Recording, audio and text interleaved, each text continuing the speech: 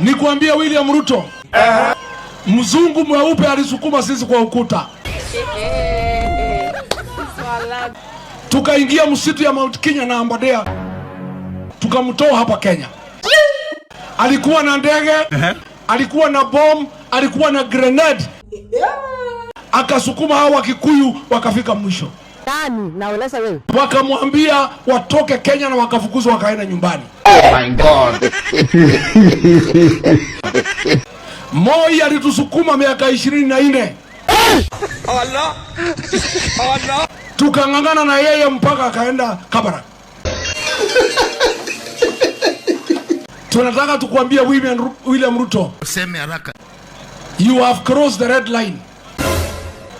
What you did in Olokalau, killing our people, Come again. injuring our people, you have crossed the red line. And I want to tell you today, as the leader of this mountain, Can you go straight to the point? our young men are not going to allow goons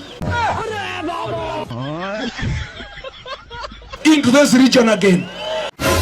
Our young men are not going to allow rogue police officers in this region.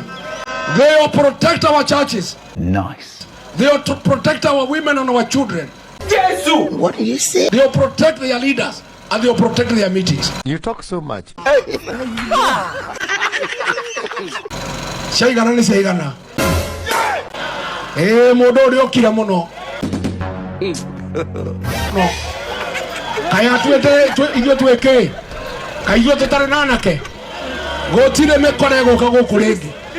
Ndambie katiba ya Kenya acknowledges the right to self-defense. Hakuna. If the state cannot protect the people, This man. the people shall protect themselves. I've taken this nonsense for too long and too far. You're a liar. You're a liar. And what you did on Thursday, William Ruto, with the Murkomen, you crossed the red line. And we have made a decision. Enough is enough. Have you heard me? Enough is enough. As a people, as a community, we are not going to be intimidated again. Sorry. Whether it's police goons or goons themselves. Allah. Allah. Na nimemwambia Moses Kuria, wewe, you are an outcast of our community.